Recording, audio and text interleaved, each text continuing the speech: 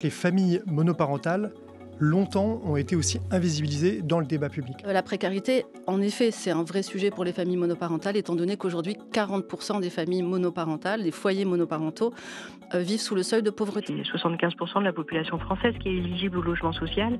Les premières qui sont touchées par ce manque de logement avec un loyer abordable, c'est les familles monoparentales.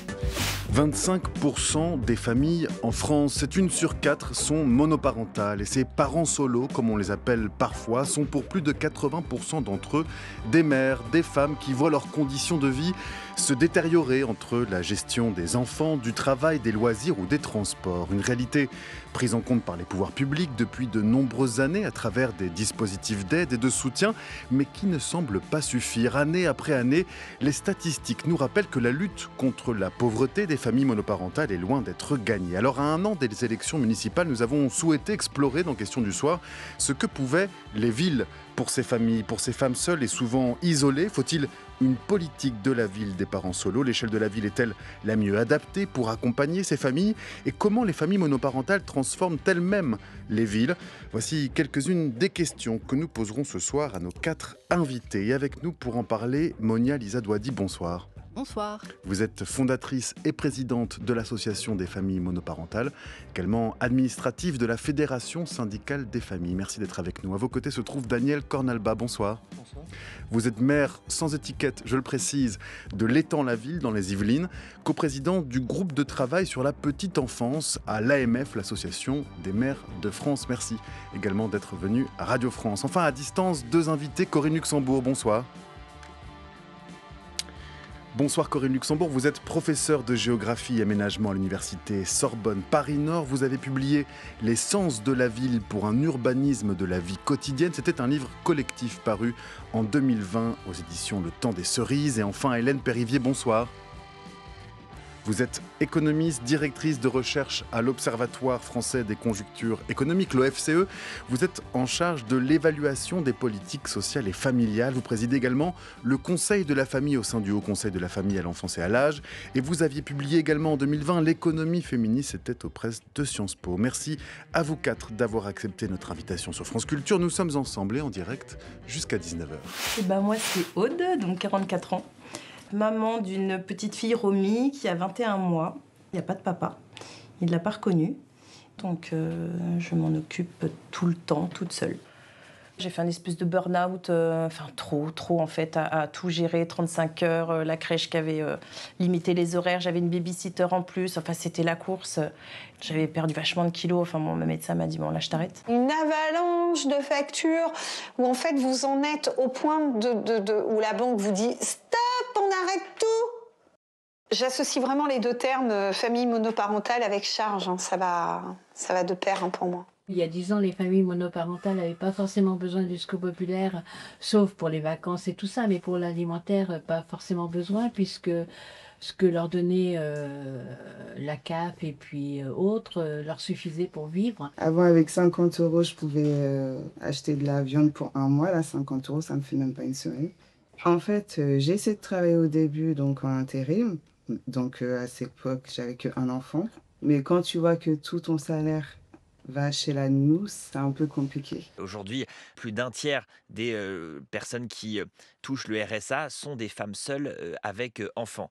Et donc, je crois qu'il est important aujourd'hui que nous adaptions notre système institutionnel, notre système social, notre système de logement, notre système fiscal à cette révolution de la monoparentalité et que nous redonnions de la dignité à toutes ces mères, quand même très souvent des mères, toutes ces mères seules, ces mères célibataires qui vivent dans de graves difficultés. Voilà, et nous venons d'entendre des témoignages issus d'un documentaire Maman Solo, les oubliés de la République, disponible sur la chaîne LCP, la chaîne parlementaire. Également, l'intervention de Philippe Brun, député socialiste de la 4e circonscription de l'Eure, également conseiller municipal à Louviers, qui venait sur ces questions-là. Alors pour commencer cette émission, Hélène Périvier, peut-être pouvons-nous revenir sur la définition elle-même de famille monoparentale, famille qui longtemps n'ont pas eu de nom, des familles sans nom, sans qualification dans l'espace social. Ça, c'est sûr que la façon dont on détermine cette situation qui est un parent, donc ça a été dit le plus souvent, une femme qui élève le plus souvent seule, en tout cas qui a la charge principale des enfants et la garde principale des enfants. Le terme a changé, hein. Si vous regardez les années 50, on parlait souvent de filles-mères, et puis après on a parlé de parents isolés, de mères isolées, et là on parle de famille monoparentale, qui est peut-être pas appropriée parce que malgré ce qu'on a entendu, c'est vrai que parfois il n'y a pas de père qui a reconnu l'enfant, mais le plus souvent c'est le fruit d'une séparation, donc il y a un autre parent. On parle plutôt de foyers monoparentaux parce que le plus souvent, eh bien, un parent, la mère, aura la garde principale de l'enfant ou des enfants, et donc aura la charge d'aménager son temps. Et puis, on va revenir dessus, mais avec des questions matérielles très importantes pour ces familles qui sont beaucoup plus affectées par la pauvreté que l'ensemble des ménages. À quel moment, Hélène Périvier, et puis je donnerai la parole ensuite à Monia Lisa Douadi, à quel moment est-ce que la politique intègre cette notion de famille monoparentale dans les politiques familiales? Bah, je pense qu'en France, il y a un grand tournant au milieu des années 70, déjà de façon générale en matière de politique familiale avec la reconnaissance de la parentalité partagée entre les 2 parents, puisqu'avant c'était vraiment le patriarcat avec le père qui avait l'autorité parentale. Et puis aussi avec la création et la reconnaissance très progressive, hein, mais avec l'introduction de l'allocation parents isolés en 1976, qui est la reconnaissance que ces familles, en tout cas les parents isolés, les mères isolées, ont une situation de plus grande précarité et de vulnérabilité que les autres. Donc c'est une allocation qui a été, ouverte jusqu'aux 3 ans de l'enfant, qui aujourd'hui, en fait, existe toujours, mais s'appelle le RSA majoré. Et donc à partir de là, on peut dire que progressivement, des politiques publiques vont se déployer, même si elles restent insuffisantes, à la fois spécifiquement, ciblant les familles monoparentales ou, adaptant des prestations qui sont ouvertes à l'ensemble des ménages. Je pense notamment, par exemple, le RSA, il y a des suppléments pour familles monoparentales, des allocations logement. La demi-part supplémentaire, pour isolement dans l'impôt sur le revenu. Voilà, il y a tout un dispositif qui se met en place progressivement, qui reste encore insuffisant, je pense qu'on va en parler, mais qui quand même, montre qu'il y a eu une forme d'adaptation de l'État social à cette montée en charge du nombre de foyers monoparentaux. Monia Lisa Douadi, c'est la précarité d'abord qui définit le foyer monoparental, Ah. ces familles monoparentales, comme on a pu peut-être l'entendre dans les mots d'Hélène Périvier? Alors, je suis d'accord avec Hélène Périvier. Évidemment, on connaît son travail. Si ce n'est sur l'histoire au regard, enfin la situation des familles au regard des impôts, dans la mesure où n'importe quelle typologie de famille séparée peut cocher la castée, y compris les gardes alternées. Donc, effectivement, il y a des avancées, il y a eu beaucoup d'avancées sociales, mais il y a encore aujourd'hui peut-être une problématique sur la définition et vraiment comment circonscrire une famille monoparentale. Et la précarité, en effet, c'est un vrai sujet pour les familles monoparentales, étant donné qu'aujourd'hui, 40% des familles monoparentales, des foyers monoparentaux, vivent sous le seuil de C'est pauvreté. le double que le reste, que Tout la à fait, moyenne oui, nationale tout à fait. française selon l'INSEE. Ouais. Effectivement, avec tout un... Ça, évidemment, on va certainement revenir dessus, mais avec tout un tas d'inégalités sur le plan du logement, sur le plan du travail, avec beaucoup d'emplois en temps partiel subis ou en temps décalé, avec tous les problèmes de garde que ça peut entraîner. Donc oui, la précarité, c'est le premier danger qui guette les familles monoparentales, ou en tout cas les femmes, au moment de la séparation, puisqu'en plus, en moyenne, elles perdent 20% du revenu par rapport à l'homme pendant la séparation. Alors justement, hein, vous parlez des femmes, c'est vrai qu'il y avait une expression ancienne qui ne s'utilise plus, qui était celui de mère célibataire. Et aujourd'hui, on a changé de vocable, on parle plus de famille monoparentale, de foyers monoparentaux. Est-ce que cela cache la réalité que c'est 80% des femmes qui se retrouvent dans cette situation-là, ou pas? Qu'en pensez-vous, Monia Lisa Douadi? Et puis, on y viendra après, Daniel Cornelba. Alors, en réalité, nous, on a choisi de nous appeler l'association des familles monoparentales pour la bonne et simple raison qu'on ne souhaite ni stigmatiser, ni essentialiser ces situations. Parce qu'en réalité, il y en a peu, hein, on est d'accord. C'est vraiment 85 à 90% de femmes qui sont parents célibataires. Mais on ne veut pas invisibiliser toutes les autres situations, c'est très important. D'autre part, pour ce qui est de... excusez-moi, votre question, c'était... Non, toujours sur cette question de définition un petit peu, parce que voilà, le vocable de mère célibataire Oui, a disparu. Alors, mère célibataire, pour nous, De l'espace public. dans hein, l'association, on a plutôt affaire à des femmes qui sont célibataires et qui sont mères par choix, parce qu'il y en a aussi beaucoup.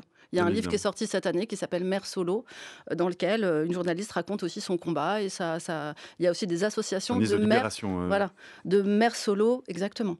Johanna Luisen, pour pas la citer, Mère Ça me solo. fait bien de la citer. Tout à fait, avec grand plaisir. Donc, et il y a aussi dans la collective des mères isolées, dans l'association MAM en solo, des femmes qui décident d'être monoparents par choix. Donc, mère célibataire, pour nous, cette définition, elle est plus liée à ces profils-là. Hélène Périvier parlait des filles mères qui renvoient à des situations de jeunes filles qui tombaient enceintes hors mariage, avant le mariage ou hors mariage. Donc aujourd'hui, foyer monoparental, ça nous semble, somme toute, être factuel, quoi. Alors Daniel Cornalba, si vous deviez dresser un portrait repos du foyer monoparental dans votre ville, je rappelle que vous êtes maire de l'Étang-la-Ville, à quoi est-ce que ça correspondrait? À gros traits, évidemment, puisque chaque situation est particulière. Oui, j'allais dire que je rejoins totalement ce qui vient d'être dit sur le fait qu'il y a une grande diversité des familles. Et on voit qu'il y a une évolution du modèle familial lui-même, mais que les familles monoparentales en elles-mêmes aussi recouvrent une grande diversité et que le but, c'est pas non plus d'opposer ces différents modèles familiaux, entre guillemets. C'est toujours dur de dire, y a-t-il un modèle spécifique? Ce qui est certain, c'est que ça a longtemps été un angle mort des politiques publiques. Et effectivement, je rejoins ce qui a été dit sur le sentiment que les familles monoparentales, longtemps, ont été aussi invisibilisées dans le débat public. Et donc, les collectivités, et en particulier les communes, ont assez vite été aussi tout simplement confrontés à cette réalité. Et c'est pour ça qu'on a cherché aussi à y répondre. Pour répondre très directement à votre question, ce sont effectivement plutôt des femmes, ces familles monoparentales, auxquelles je peux être confronté, ou en tout cas que je rencontre, qui m'interpellent. Ça va être des situations très diverses. Ça peut être des horaires décalés, effectivement. Ça peut être une mère avec 2, 3 enfants. Je pense qu'un exemple vaut mieux que 1000 mots. Et donc, je pense au cas d'une mère en particulier qui élève 2 enfants et qui est venue me voir un peu en urgence parce qu'en fait, son compte en banque avait été piraté. Et qui me dit, je suis dans une situation, je ne sais pas quoi faire. Je n'ai pas le relais d'un deuxième parent, en quelque sorte, pour m'appuyer sur ce compte en banque, avec cette réalité assez cruelle que sans compte en banque, il n'y avait pas non plus de salaire. Et donc des impayés qui s'accumulaient. Et donc la question était très concrète, dire, monsieur le maire, que peut-on faire? Et donc on a essayé en urgence, par exemple, c'est un exemple concret aussi de réponse, de mettre en place un chèque emploi-service, en tout cas lui permettre de payer en chèque emploi-service, c'est-à-dire, entre guillemets, de pouvoir limiter, échelonner ces impayés en quelque sorte, de pouvoir un peu avoir la tête au-dessus de l'eau, s'en sortir. Je ne dis pas que ça change la vie, mais le but, c'était de simplifier la vie. Et j'en viens simplement au point de la diversité des familles, c'est que ce que l'on a mis en place spécifiquement à ce moment-là pour une famille monoparentale, en vérité, derrière, a bénéficié à beaucoup d'autres familles, y compris qui ne sont pas monoparentales. Mais c'est pour dire que finalement, quand on s'attaque à certaines situations, qu'on essaie d'y répondre, en vérité, ça peut aussi finalement profiter à une diversité de modèles familiaux. C'est-à-dire que la précarité engendrée peut être visible, on vient vous voir dans des questions de monoparentalité, va aider la lutte contre la précarité en général, en tout cas sur l'échelle de votre commune. Corinne Luxembourg, je rappelle que vous êtes professeure de géographie et aménagement à l'université Sorbonne Paris-Nord. Quelles sont concrètement les difficultés que rencontre par exemple une femme qui élève seule ses enfants en ville? Comment est-ce que la ville est adaptée ou inadaptée à cette situation? La situation qui va se trouver pour des femmes chefs de famille monoparentales, ça va être pour une bonne part la même chose que pour n'importe quelle femme, c'est-à-dire les difficultés à être dans l'espace public. Et donc avec tout ce qui va aller avec le fait d'être une femme dans l'espace public, c'est-à-dire être chargée des courses, du ravitaillement de la maison, etc., plus toutes les questions de précarité dont on vient de parler. Ce qui veut dire que dans le déplacement même des femmes en ville, dans l'espace public, vont s'ajouter le fait d'aller chercher les enfants à l'école s'ils sont petits et pas suffisamment autonomes pour pouvoir rentrer seuls. Si les revenus sont trop bas, du coup, ça veut dire qu'on ne peut pas s'appuyer sur quelqu'un d'autre. Donc, ça va limiter aussi à des emplois, souvent à des emplois à temps partiel. Et ça aussi, ça va venir gréver le budget puisque si les emplois sont à temps partiel, le salaire l'est également. Donc, il y a là, dans le déplacement, même dans l'espace public, une relation directe entre le fait de devoir accompagner une tierce personne, donc en l'occurrence leurs enfants pour la majorité d'entre elles, à des occupations parascolaires, par exemple, au fait de les accompagner au foot pour certains enfants ou aux activités culturelles ou que sais-je, plus aller faire les courses, plus avoir un emploi rémunéré, un travail rémunéré pour pouvoir subvenir aux besoins de la famille dans son ensemble.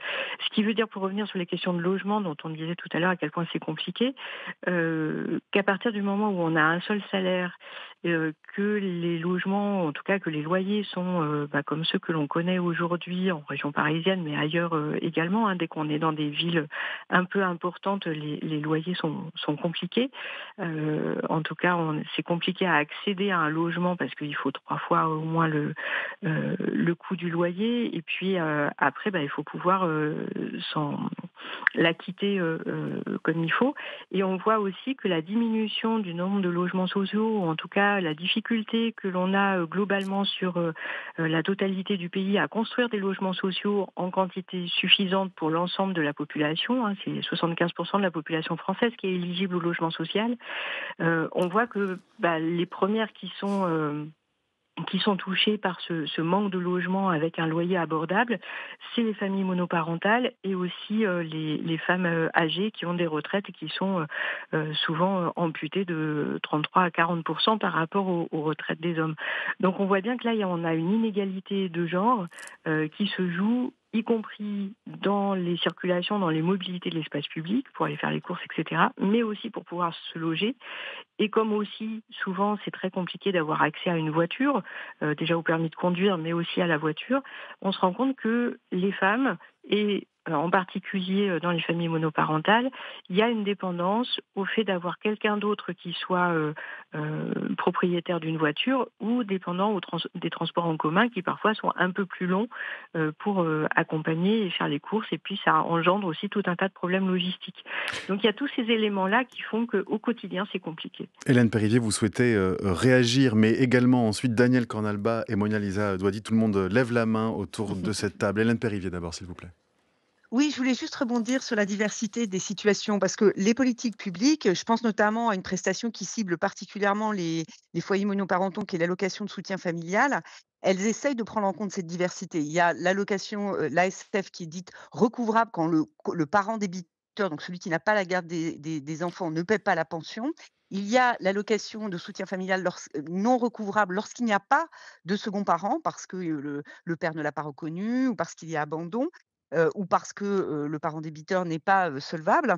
Et puis, il y a l'ASF complémentaire. C'est des éléments très importants parce que cette prestation elle a été beaucoup augmentée récemment. Et l'ASF complémentaire, ça permet d'avoir un niveau de pension minimal par enfant qui est à peu près de 200 € par mois par enfant. C'est quand même une grande Et dont avancée le parce versement est ça, supprimé en cas de remise en couple. Alors voilà, c'est Oui. ce que j'allais dire. Donc il y a la diversité des situations, mais ensuite il y a des parcours de vie. C'est-à-dire qu'on n'est pas forcément parent isolé toute sa vie. Et c'est vrai que les politiques publiques, elles essayent de s'adapter à cette multiplicité de configurations, mais qui changent aussi dans le temps. Et c'est pas évident de faire la part entre les solidarités privées et les solidarités publiques. Et c'est vrai, quand il y a remise en couple, souvent, il y a perte de prestations, en particulier l'allocation de soutien familial est perdue. Donc il y a vraiment à la fois la volonté de coller au mieux à la réalité des gens, mais aussi quelque chose qui est assez complexe, qui est de pouvoir suivre cette diversité en accompagnant au mieux les difficultés que ces parents rencontrent. Mona-Lisa Douady, vous souhaitez réagir peut-être sur des questions d'inégalité de genre qui s'accumulaient aux inégalités créées par la situation de foyer monoparental. On a coutume de dire, je rejoins évidemment ce que vient de dire Hélène Périvier, en premier lieu, les pour sujets dire que s'enchevêtrent, oui. ouais, en effet, les familles monoparentales vont souvent bénéficier des dispositifs, on va dire, de droit commun, mais de façon assez mécanique, puisqu'elles elles sont surreprésentées dans les couches les plus pauvres. C'est évident, même s'il y a des choses spécifiques. Là, par exemple, on a eu l'extension du complément de garde jusqu'aux 12 ans de l'enfant, même si c'est sujet à beaucoup de questionnements. D'ailleurs, nous, on a échangé avec le ministère à ce sujet pour les calculs qui ne sont pas forcément toujours favorables. Qui était jusqu'aux 6 ans de l'enfant, voilà, qui est passé à 12. Non, mais je vous en prie. Tout à fait. Mais effectivement, tout dispositif qui impactera la pauvreté, qui arrangera la pauvreté, améliorera les conditions de vie, impactera les familles monoparentales. Je voulais juste réagir sur ce que disait Madame sur la partie logement et espace de la ville. Juste sur la partie logement, plus d'un quart des familles monoparentales vivent en situation de mal logement en France. Les familles sont représentées à 40% logées dans le parc social, contre seulement 14% pour les familles traditionnelles, et seulement 12% des familles monoparentales sont propriétaires, contre près de 48% pour les couples. Le logement, justement, c'est l'échelle de la ville, Daniel Cornalba. Totalement, j'allais réagir en donnant un exemple très concret.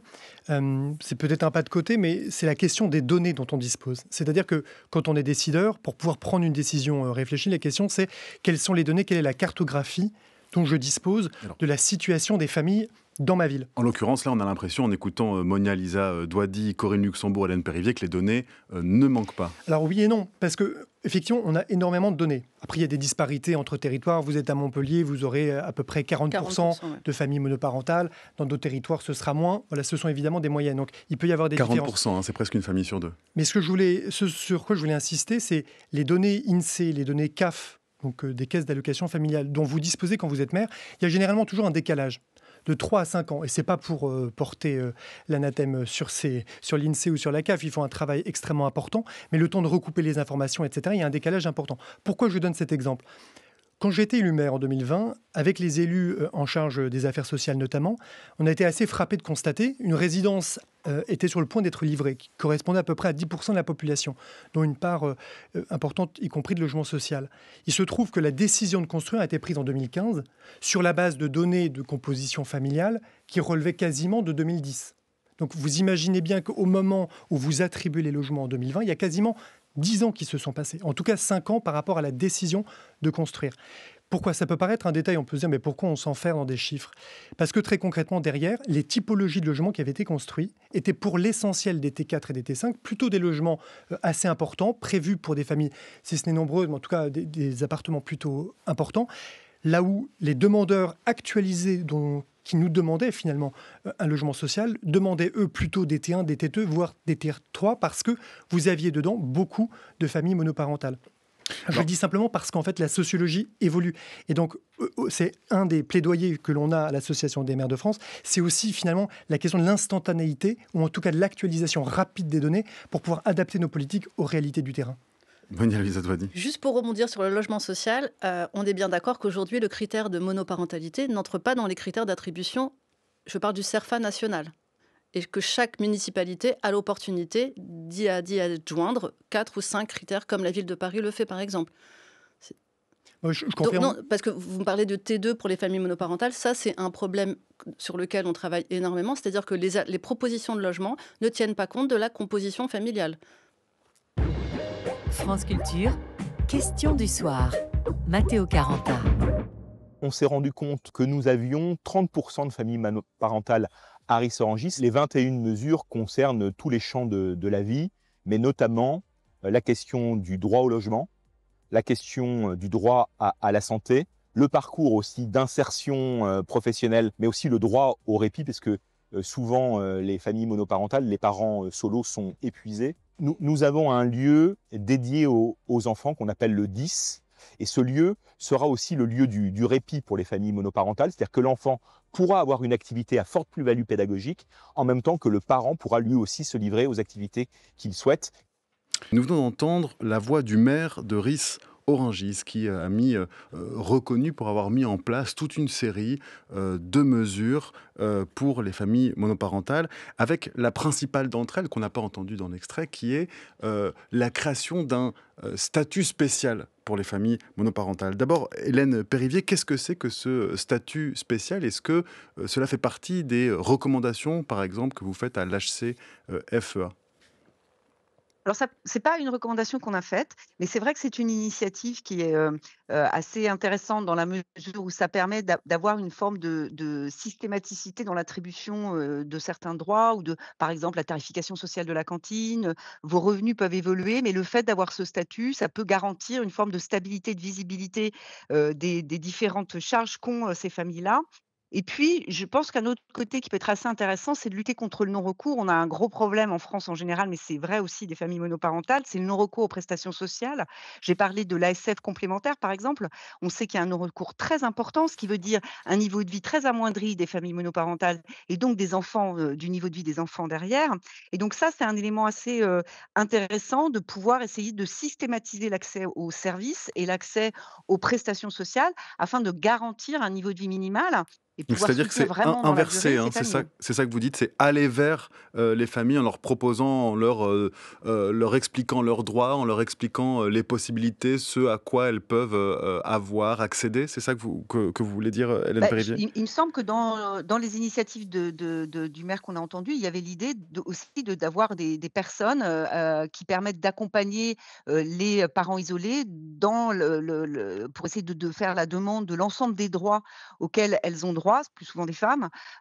Donc pouvoir essayer de les aider dans leurs démarches qui sont parfois compliquées, qui sont parfois douloureuses aussi, hein, parce que quand on vient de se séparer, que la séparation se passe pas mal, pour les cas aussi de violences intrafamiliales, c'est des moments où c'est très difficile pour la mère isolée de faire des demandes de prestations sociales.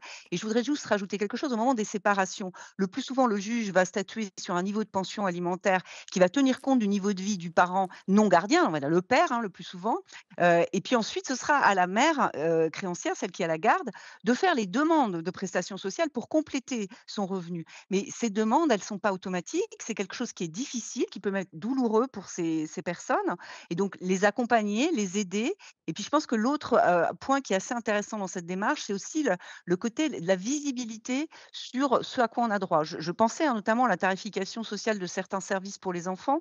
C'est savoir qu'on a juste le statut de famille monoparentale et puis qu'on sera de toute façon considéré comme ayant accès à cette tarification sociale. C'est la cantine, hein, encore une fois, le Conseil de la famille a produit un très gros rapport sur la cantine scolaire, qui est un élément très important, mais il y a aussi l'accès aux loisirs, le périscolaire. Tous ces éléments-là sont très importants et ça peut aider au niveau local les mères isolées à avoir une plus grande, disons, visibilité sur leur niveau de vie. Daniel Cornalba, je rappelle que vous êtes maire et vous êtes à l'AMF en charge des questions de la petite enfance. On a entendu là dans la voix de Stéphane Rafali, maire de Ris-Orangis, d'une idée d'accueil pour les enfants, pour le repos des parents. Là, Hélène Périvier nous parle de la cantine. Est-ce que c'est des choses dont s'empare l'AMF? Est-ce que c'est des choses dont vous vous emparez à titre personnel? De toute évidence, l'Association des maires de France, elle a, je dirais, deux objectifs. C'est à la fois l'échange de bonnes pratiques entre les communes membres, et il y a quasiment toutes les communes de France qui y sont, mais aussi c'est de faire du plaidoyer auprès des parlementaires, auprès du gouvernement ou des administrations publiques de façon générale. On en dira peut-être un mot, d'ailleurs, ça a commencé à être évoqué sur les questions de pension alimentaire, mais vous avez raison d'évoquer le cas de Ris-Orangis qui a mis en œuvre finalement ce statut, qui est finalement pour moi une mise en visibilité pour ces familles, des dispositifs qui existent et dont elles peuvent effectivement bénéficier. Cette mise en visibilité, elle est absolument essentielle puisque quand la charge mentale est importante, quand votre temps disponible est assez réduit, ce n'est pas rien, mine de rien, d'avoir une sorte de focale qui est mise en disant « vous avez droit à quelque chose ». Et demander, ce n'est pas en quelque sorte quémander, au contraire, c'est vous y avez le droit parce qu'on prend en compte le fait, on reconnaît les difficultés spécifiques que rencontrent les familles monoparentales. Ça, c'est un combat qu'ils portent et qui est très important. Et j'ajouterais que vous avez des situations assez diverses dont on peut évidemment discuter au groupe de travail petite enfance de l'AMF sur la question des horaires décalés. On a de plus en plus de communes, ça dépend évidemment de leur capacité aussi financière, il faut dire les choses telles qu'elles sont, mais qui mettent en œuvre, par exemple, un droit pour les personnes qui travaillent en horaire décalé. C'est souvent le cas de ces familles monoparentales, de pouvoir aussi avoir une solution de garde, par exemple dès 5 heures du matin ou 6 heures du matin, là où habituellement les crèches ou les solutions de garde vont être fermées. Donc ça, c'est quelque chose qui se développe dans un certain nombre de communes. C'est intéressant de le constater. L'objectif pour l'AMF, dans ce cadre-là, c'est d'échanger ces bonnes pratiques, y compris de voir comment ça a été financé, pour savoir est-ce que c'est réplicable ailleurs. Ça ne l'est pas toujours, mais je tiens à dire que ce n'est pas forcément une prime seulement pour les grandes villes qui auraient une capacité financière à ouvrir des crèches sur des horaires décalés. C'est parfois aussi des solutions très concrètes. Dans ma commune, on a souhaité mettre en œuvre dès 2020 quasiment un hébergement d'urgence pour la situation qui venait d'être décrite pour des violences intrafamiliales. Cette solution, en vérité, elle n'est pas à la fois révolutionnaire, mais elle peut changer la vie des gens. On est allé la puiser dans des villes plus petites, d'ailleurs, que la mienne, qui fait à peu près 5000 habitants. Donc c'est cela aussi où moi je crois profondément à cet échange de bonnes pratiques, où finalement on cherche des solutions ensemble, parfois on tâtonne, mais quand on trouve des solutions qui marchent, on essaie aussi de les faire remonter à un autre niveau, et parfois il est vrai, ça relève du législateur. Dites-nous rapidement, quelles sont les réticences des maires à, par exemple, créer un statut spécial pour les familles monoparentales? Vos collègues, vos confrères, consoeurs maires de France, quelles sont leurs réticences? Pourquoi est-ce que certains seraient contre? Alors deux choses, je pense qu'il peut y avoir la situation des mères qui ne souhaitent, MAIRE, je précise, ça pourrait être confusant, mais qui ne souhaitent pas effectivement coller une étiquette entre guillemets sur une situation familiale. Et donc je crois que c'est important de toujours rappeler que c'est évidemment aussi une dimension facultative, c'est ce que rappelle notamment un rapport sénatorial. Mais j'ajouterais que beaucoup de mères, c'est un peu comme Monsieur Jourdain avec la prose, en font sans forcément savoir qu'ils le font. Et notamment quand, au niveau intercommunal, on discute des critères d'attribution des logements, etc., en vérité, la question, elle revient quasi systématiquement parce que finalement, on part de la question des revenus, de la lutte contre la précarité, et que donc, ce sujet-là revient. C'est pour ça que j'aurais tendance à dire que tous les territoires, quelque part, connaissent ce sujet-là parce que c'est une lame de fond. Et je termine simplement mon propos en disant que je pense que parmi nos auditeurs, quasiment tous connaissent parmi leurs proches ou eux-mêmes une famille monoparentale. Et donc, ce qui, dans les années 70, il y avait à peu près 10% de familles monoparentales, pour l'essentiel d'ailleurs souvent des veuves. Aujourd'hui, on parle de 25%, avec une très grande diversité de modèles familiaux. Et une majorité de séparation. Effectivement. Et ce que je veux dire par là, c'est qu'on prend en compte aussi cette réalité-là. Et je termine là-dessus en disant que simplement, souvent les réalités sociales prennent du temps à se répercuter dans les réalités politiques. Corinne Luxembourg, cela fait au moins plus de 5 minutes que vous demandez à la régie de prendre la parole. Il y a beaucoup de sujets sur lesquels j'imagine vous souhaitez réagir. On a parlé du logement, on a parlé notamment de ce que pouvaient faire les villes à l'accueil. Et c'est ça que je souhaiterais vous demander. Qu'est-ce que c'est une bonne ville, une ville pensée pour un foyer monoparental? Corinne Luxembourg, selon vous, je rappelle que vous travaillez sur l'aménagement du territoire. Sur la question d'aménagement du territoire, en fait, il y a plusieurs choses. Juste pour revenir un tout petit peu sur ce qui était en question tout à l'heure, sur l'accès aux données ou des choses comme ça, il y a des choses sur lesquelles on a effectivement très peu de données. C'est par exemple les familles qui sont en séparation, mais qui n'ont pas les capacités de la décohabitation pour des raisons financières.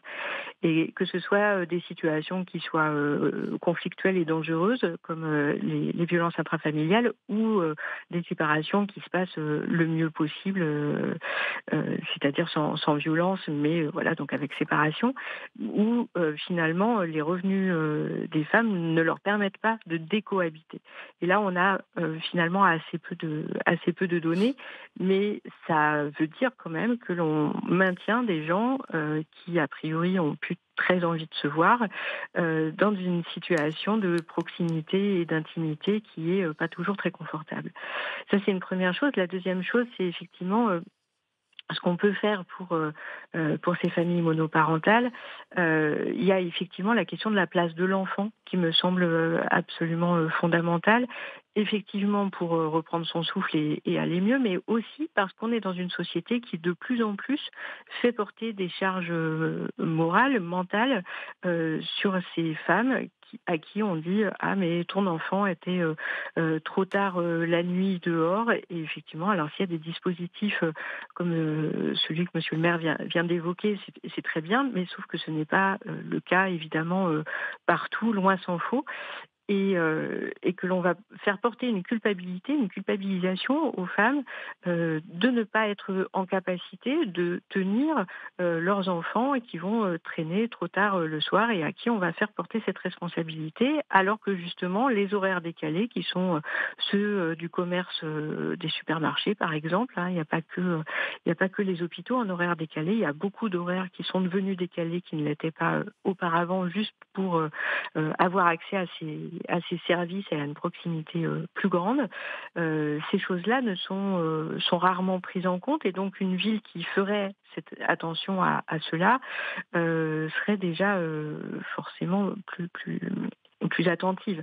Donc ce qui veut dire être attentive autant aux maires que et aux maires MERES cette fois-ci, oui. Voilà, et à leurs enfants, c'est-à-dire qu'éviter de leur faire porter la nécessité ou la charge d'une surveillance supplémentaire et faire en sorte que les enfants puissent devenir un peu plus autonomes et qu'on puisse leur faire confiance aussi et qu'on ait moins ce regard de défiance vis-à-vis de la jeunesse peut aussi faire que la ville irait mieux. Ça, c'est une première chose. La deuxième chose, c'est aussi se dire que l'éducation des enfants, elle relève de la communauté et pas seulement de leurs parents seuls, et que faire attention aux enfants globalement, collectivement, c'est aussi un projet positif. Je voudrais vous faire réagir là-dessus, Monia Lisa Douadi.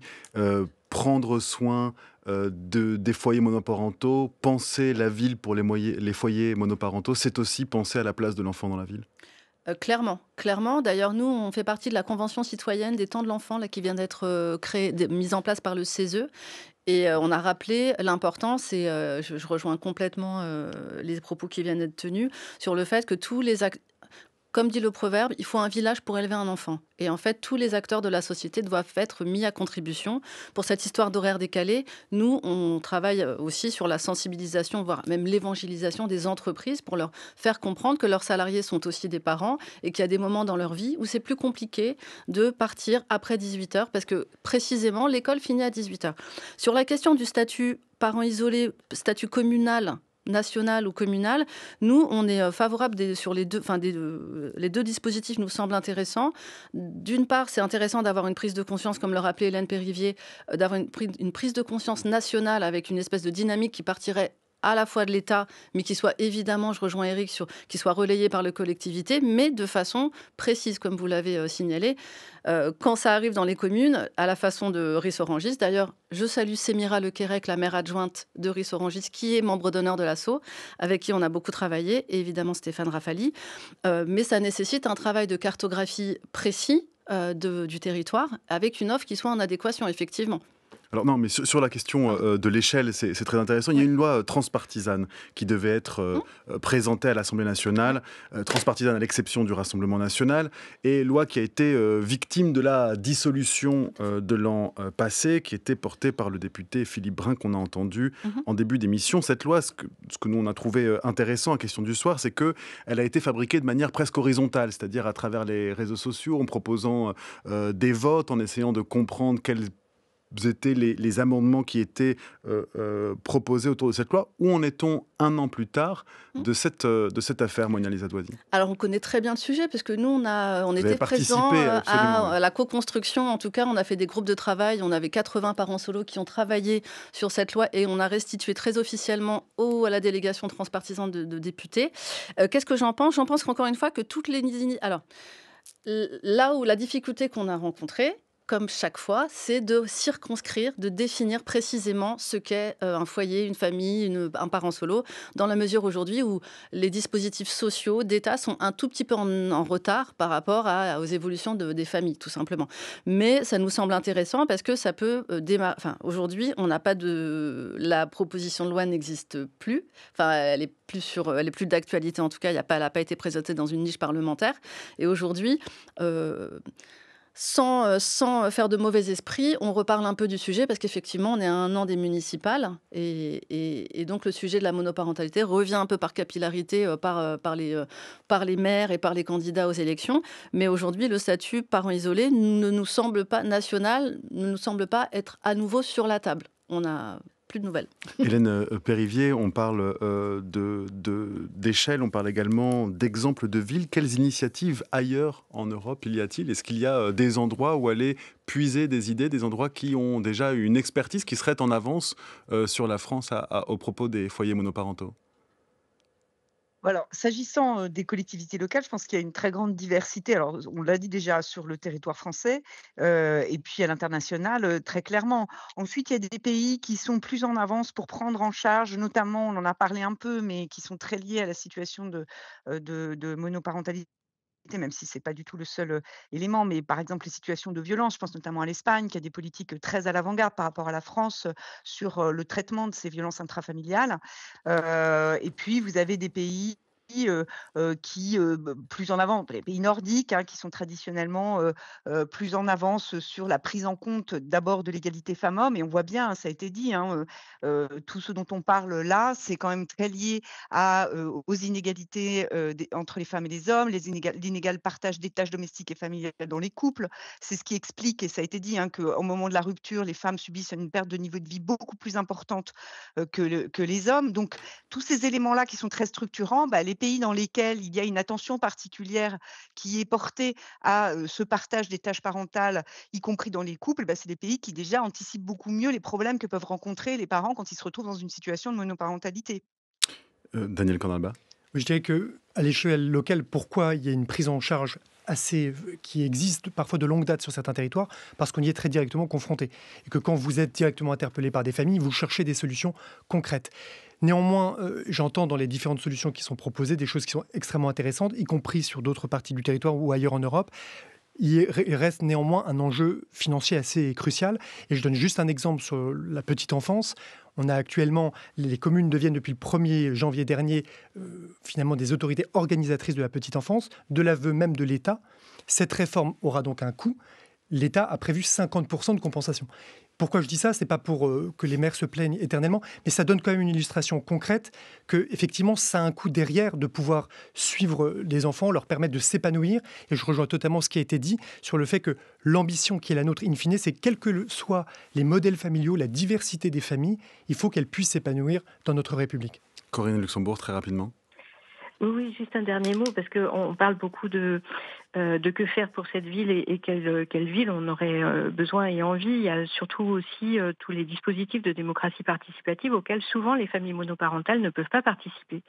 Et des choses qui, pour le coup, ne coûtent pas, parce que les réunions tard le soir, elles ne sont pas accessibles quand on a enchaîné la journée de travail, plus s'occuper des enfants. Et donc des choses qui peuvent coûter finalement assez peu, c'est d'organiser justement ces éléments ces périodes de démocratie participative ou ces réunions avec des gardes d'enfants et qui permettent aussi d'entendre la voix des familles monoparentales quand on décide de construire la ville. Parce que justement, elles en font partie et que souvent, on ne les entend pas ou peu, alors qu'on l'a fait aussi pour elles. Oui, rapidement, en Europe, juste pour rappeler qu'en Europe, l'Espagne est la Catalogne est le premier pays à avoir créé un statut légal de parents isolés, entre guillemets. Et je rejoins tout à fait ce qui vient d'être dit. La question de la charge mentale et du temps dans la ville, elle est fondamentale parce qu'en fait, il y a un sujet de déplacement dans la ville, il y a un sujet d'horaire de travail, on en a parlé, il y a un sujet de logement tout simplement adéquat. de logement. Donc en fait, la ville, elle est en première ligne pour, les leviers locaux sont vraiment les premiers leviers qu'on peut actionner pour améliorer encore une fois le quotidien de ces familles. Parce qu'un statut national, pourquoi pas, mais si en effet c'est juste un gadget électoral qui derrière n'ouvre droit à rien, c'est insupportable pour les familles qui effectivement sont dans la précarité et qui ont vraiment besoin qu'on agisse sur des leviers du quotidien. La question de la garde d'enfants et la question des réunions, de l'investissement, de la visibilité, elle est terrible parce que moi j'ai créé cette association il y a 8 ans. C'était pas tout à fait une association, c'était un collectif, parce qu'en fait, je me suis rendu compte que les familles monoparentales, elles se cachent en plus. Elles ne participent pas, vous l'avez peut-être vu, vous vous acquiescez, Eric, elles ne participent pas aux réunions, il y a une forme de honte, on ne se montre pas, on n'avoue pas ses difficultés. Simplement, petit à petit, on disparaît de l'espace public, parce qu'en fait, les difficultés s'empilent, et puis on n'ose pas inviter chez soi parce qu'on dort dans le salon, etc., etc. Et ça, la visibilité dans la ville, ça, c'est fondamental. Eh bien, espérons que le sujet, la thématique des foyers monoparentaux ait été rendu visible au moins pour 45 minutes sur France Culture et peut-être un peu plus, nous le souhaitons. C'est la fin de cette émission. Merci à vous quatre. Monia Lisa Douadi, je le rappelle, vous êtes fondatrice et présidente de l'Association des familles monoparentales, administratrice de la Fédération syndicale des familles. Merci d'être venu. Daniel Cornalba, maire de l'Étang-la-Ville dans les Yvelines et également coprésident du groupe de travail sur la petite enfance. On a compris que c'était important la question de la petite enfance, comment elle se rattachait à la question des foyers monoparentaux, à l'Association des maires de France. Corinne Luxembourg, professeure de géographie et aménagement à l'Université de Sorbonne Paris-Nord, et Hélène Périvier, économiste, directrice de recherche à l'OFCE. Vous êtes en charge de l'évaluation des politiques sociales et familiales.